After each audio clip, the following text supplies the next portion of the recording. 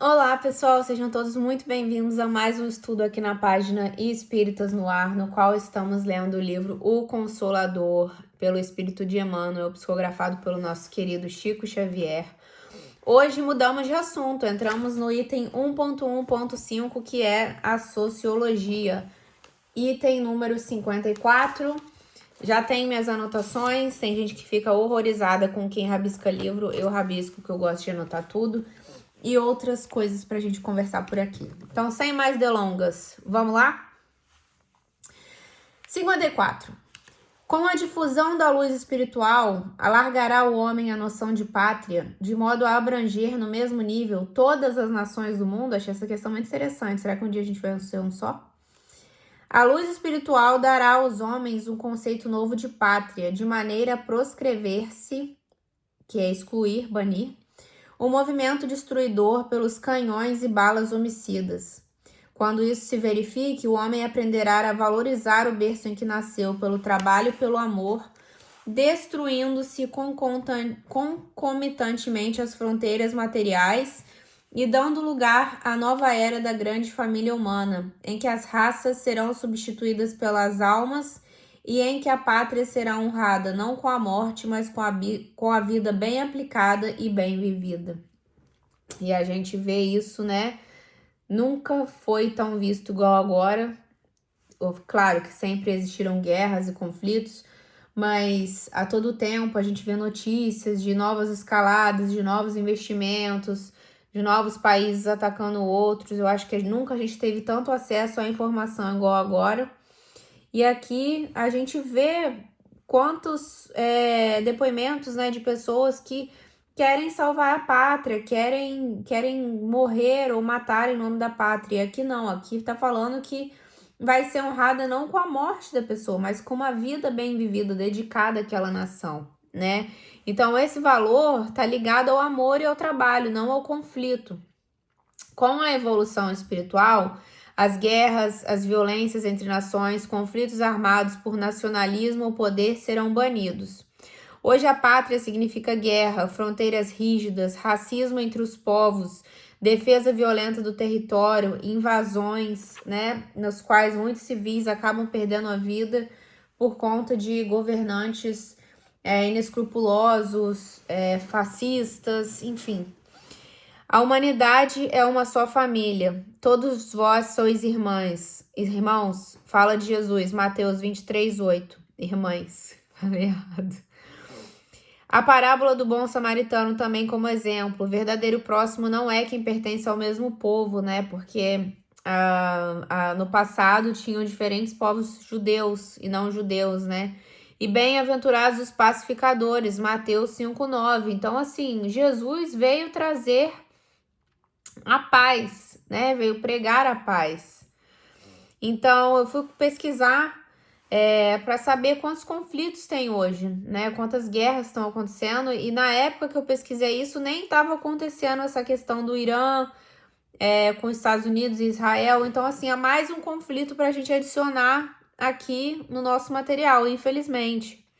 Não existe um número exato de conflitos armados atualmente, porque é difícil contar, né, guerra entre os estados, as guerras civis, por exemplo, no Brasil a violência, né, contra o tráfico, a violência organizada, lutas tribais, né, que acontecem em muitos países na África, o caso do terrorismo, que também não tem como medir, porque não sabe quando pode acontecer, mas as estimativas globais de 2023 é que teriam 52 países enfrentando conflitos armados, né? São instituições que monitoram isso, principalmente ONGs. E as mais famosas que nós temos seria do Oriente Médio, né? Israel, Palestina, tem o Iêmen, tem a Síria, tem agora o Irã. Na Ásia, nós temos Afeganistão, partes do Paquistão, né? Em conflitos com a Índia. Na Europa, temos a Ucrânia e a Rússia. Também tinha aquele caso do Trump querendo invadir a Groenlândia, ou seja, a ganância humana, infelizmente, não tem limites. Questão 55. A desigualdade verificada entre as classes sociais no usufruto dos bens terrenos perdurará nas épocas do porvir? A desigualdade social é o mais elevado testemunho da verdade da reencarnação, mediante a qual cada espírito tem sua posição definida de regeneração e resgate.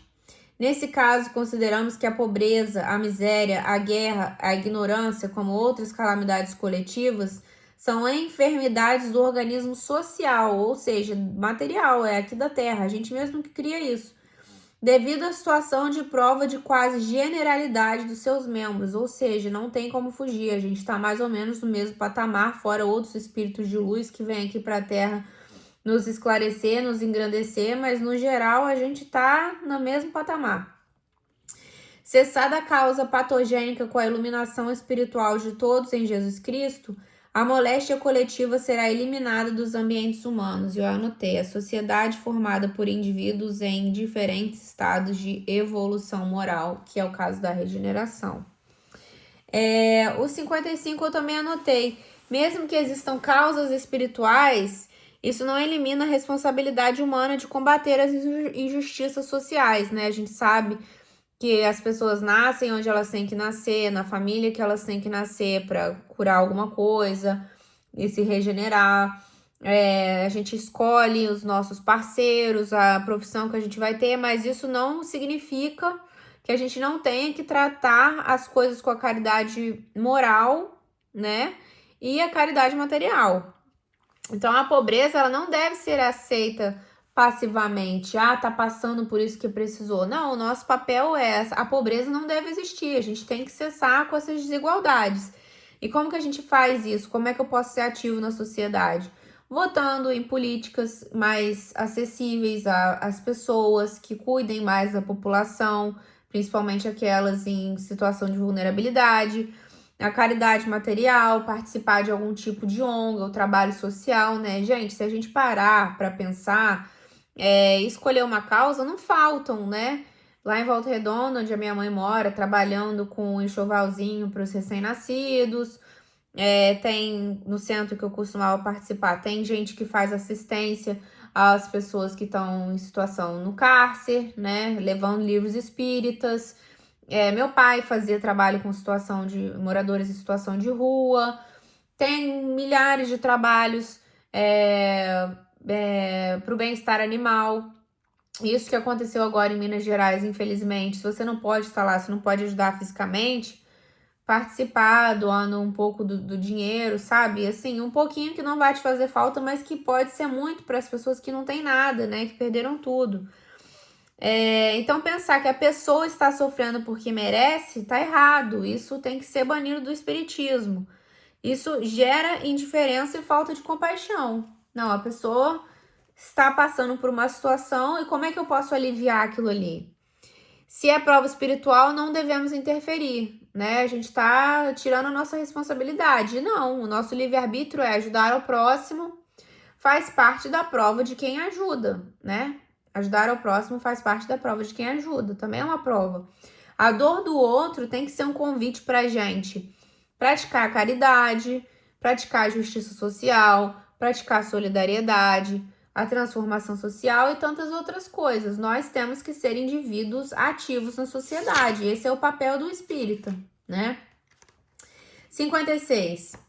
Pode admitir-se em sociologia o conceito de igualdade absoluta? A concepção igualitária absoluta é um erro grave dos sociólogos em qualquer departamento da vida. A tirania política poderá tentar uma imposição nesse sentido, mas não passará das espetaculosas uniformizações simbólicas para efeitos exteriores. E nisso nem tinha acontecido a União Soviética ainda, né? Porque isso aqui foi em 40. Porquanto o verdadeiro valor de um homem está no seu íntimo, onde cada espírito tem sua posição definida pelo próprio esforço. Nessa questão, existe uma igualdade absoluta de direito dos homens perante Deus, que concede a todos os seus filhos uma oportunidade igual nos tesouros inapreciáveis do tempo.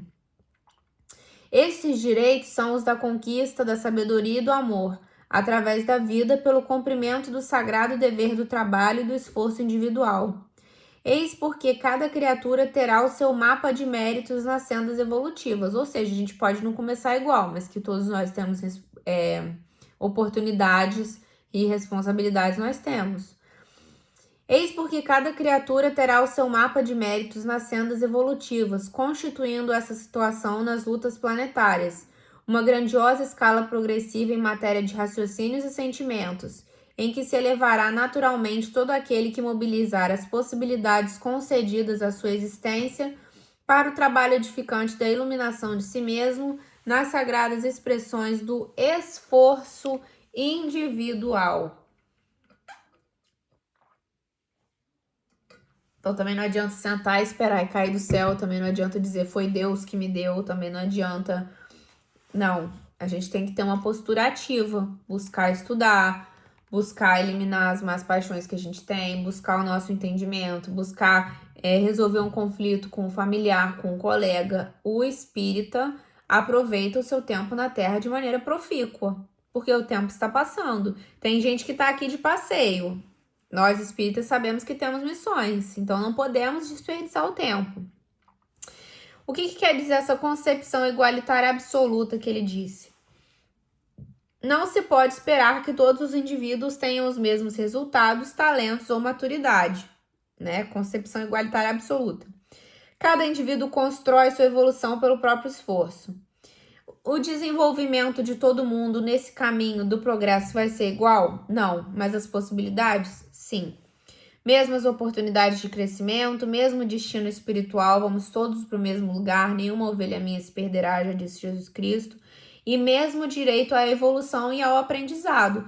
Basta haver essa transformação interior. Basta a gente não ficar estagnado ou ficar reclamando ou falar que é culpa disso, daquilo, que não pude, que foi Deus, que blá blá blá, não adianta. Mas diferenças espirituais não justificam desigualdades sociais injustas. Deve ser corrigido para que todos tenham as mesmas oportunidades, porque assim fica mais fácil, né? A gente sabe que, materialmente falando, é muito mais complicado para uma mãe solteira de 3 filhos, que mora longe do trabalho, que ganha um salário mínimo, de poder se estabelecer, de poder estudar, enfim, de sustentar uma casa, do que outras pessoas que estudaram num colégio particular, que aprenderam várias línguas. Não quer dizer que ela não tenha a possibilidade de conseguir isso, mas quer dizer que para ela vai ser muito mais custoso. Então aqui é importante a gente reconhecer que materialmente nós tivemos, as pessoas estão em diferentes situações de privilégio. Eu sou uma pessoa que tive muito privilégio. Eu sempre estudei em colégio particular, eu sempre tive os melhores professores, eu estudei inglês, eu estudei francês, eu pude morar fora, eu pude conhecer diferentes línguas, né? Em comparação com outras pessoas, claro, assim, da mesma faixa etária e da mesma condição financeira, algumas a gente vê, assim, passando a vida e não buscando, né, ter uma formação, que tá tudo bem, que tem tempo, mas eu aprendi a viver um pouco mais com pressa depois que meu pai faleceu, porque a gente sabe que o nosso tempo aqui na Terra é contado. Então, para essas pessoas, se a gente compara com pessoas realmente de uma realidade fora da minha bolha, de uma realidade completamente diferente, é para essas que a gente tem que voltar os olhos, né? Criar políticas que incentivem as crianças a ir para a escola, né? Porque a educação vem de casa, vem de berço, mas a instrução vem da escola, né? Então, a gente vê que muitas escolas, infelizmente, no Brasil estão sucateadas, que é uma articulação de muitos governantes para que as pessoas não tenham acesso à educação, para que continuem votando, enfim, em certos tipos de política e por aí vai. Na sociologia e direitos humanos, todos devem ter direitos à igualdade e à dignidade, né? A gente sabe que a gente estava falando aqui da desigualdade, da pobreza herdada, né? Por exemplo, 3 gerações para trás, 2 gerações para trás, a gente ainda tinha escravidão no Brasil, né? Pessoas e ainda tem em situação análoga à escravidão, né? Como é que essa pessoa vai sair de uma roça, vai sair de um lugar completamente afastado, de uma cidade pequena, que existe muito coronelismo, para poder sustentar uma família, né? Que assim, com difíceis condições, ou que não recebe nem mesmo salário, né? Só vive em troca de ter um lugar para dormir, comida para comer. Isso é uma situação análoga à escravidão, né? A falta de acesso à educação, como a gente comentou, a discriminação que muitas pessoas sofrem, né? O racismo estrutural, a violência, a desigualdade econômica, tudo isso faz parte da luta, de uma luta mais igualitária dos direitos humanos, né? Então a gente tem que unir a compaixão espiritual e a justiça social, foi o que eu coloquei aqui. Questão 57, eu acho que é a nossa última. É a nossa última desse trabalho de hoje. Depois a gente volta na 58 semana que vem, né?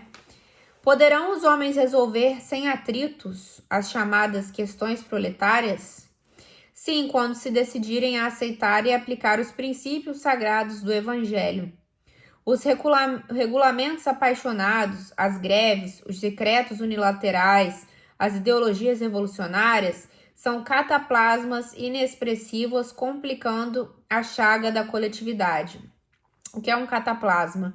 É uma massa medicinal aplicada sobre a pele para aliviar inflamações ou dores, ou seja, é uma medida ali que ela não vai sanar a causa, né? Ela vai tratar somente as consequências. Ela não vai na raiz do problema, ela vai só amenizar as dores, né?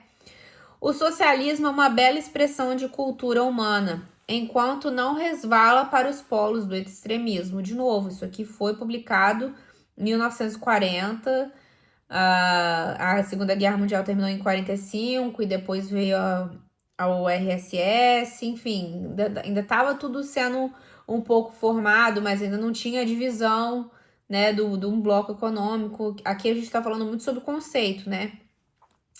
Todos os absurdos das teorias sociais decorrem da ignorância dos homens relativamente à necessidade de sua cristianização. Conhecemos daqui os maus dirigentes e os maus dirigidos, não como homens ricos e pobres, mas como avarentos e revoltados. Nessas duas expressões, as criaturas operam o desequilíbrio de todos os mecanismos do trabalho natural. A verdade é que todos os homens são proletários da evolução, e nenhum esforço de boa realização na Terra é indigno do espírito encarnado. Aqui eu achei muito interessante das questões proletárias, porque, por exemplo, a gente vê, né, que não sei quantos % da Rússia é agrícola, até hoje ainda, né? Que as pessoas compram a própria terra e ali elas plantam, e o que elas plantam elas comem, e elas trocam com as outras vizinhanças. É uma estrutura muito de fazenda, né? Mas aqui tá dizendo que uma hora a gente tá no cargo de governante e outra hora a gente tá no cargo de proletário. Não existe essa de um trabalho indigno, né? Todos os homens são proletários da evolução e nenhum esforço de boa realização na Terra é indigno do espírito encarnado. Cada máquina existe uma direção especial e o mecanismo do mundo requer um infinito de aptidões e de conhecimentos. Cada pessoa é boa em uma coisa. Eu estudei jornalismo, eu espero que eu seja boa em comunicação e passando essas informações aqui para você, estudando. Mas se for falar de mecânica comigo, se for falar de física, química, eu vou pesquisar o por alto, mas eu não sei como é que funciona, né? Tem gente que tem aptidões diferentes e assim a gente vai cooperando numa sociedade, né? Sem a harmonia de cada peça na posição em que se encontra, toda produção é contraproducente e toda boa tarefa impossível. Então a gente necessita uns dos outros, né? Todos os homens são ricos pelas bênçãos de Deus e cada qual deve aproveitar com êxito os talentos, está escrito engrafado, recebidos, porquanto, sem exceção de um só, prestarão um dia além túmulo contas de seus esforços. Que os trabalhadores da direção saibam amar e que os da realização nunca odeiem. Achei lindo isso. Essa é a verdade pela qual compreendemos que todos os problemas do trabalho na Terra representam uma equação de evangelho, né? A gente tem que se evangelizar. Então aqui, o que eu anotei, né? Problemas coletivos não seriam resolvidos apenas por medidas políticas ou econômicas, mas pela transformação moral dos seres, né? Ocorrem por problemas morais humanos como egoísmo, revolta e falta de fraternidade. Isso a gente pode falar e entrar em debates aqui de sistemas econômicos, do socialismo, do capitalismo, enfim. a gente sabe que quando a pessoa chega no poder e ela tem uma autoridade, ela vai controlar a massa, porque aquele tipo de governante, ele só se interessa com o seu bel prazer, só se interessa com suas agendas, né? Eles não estão preocupados com o todo, com a sociedade em si. São muito poucos que a gente vê que estão realmente preocupados. Então, aqui fala dos cataplasmas inexpressivos, que a gente comentou, são soluções externas e temporárias, elas tratam os sintomas, mas não a causa profunda da doença social. Ele não está rejeitando o socialismo, o texto, totalmente. Pode ser uma preocupação social legítima, mas é um problema quando cai no extremismo e na violência, né? E todos são proletários da evolução, nenhum trabalho honesto seria inferior, como a gente também comentou. Tem a metáfora da máquina, cada pessoa tem sua função, a harmonia depende da cooperação e respeito. E os líderes devem agir com amor e não com tirania, e os trabalhadores não devem agir com ódio, que é isso que eu falei que eu achei muito bonito. Então, para encerrar, que eu achei muito importante, que eu fui pesquisando, ação social e transformação moral interior devem andar juntos para que a gente construa um planeta mais igualitário, um planeta melhor de se viver, que as pessoas tenham melhores condições, acesso a condições básicas, que a gente está falando aqui de necessidades básicas, de comida, de água, de sono, de saúde mental, né? Então a gente tem muito que lutar por aí, mas que entender principalmente que o espiritismo não é punitivo, o espiritismo tem que ser regenerativo, tá bom? Esse foi o material que eu preparei hoje, na noite. E vejo vocês semana que vem na Sociologia parte 2. Tchauzinho.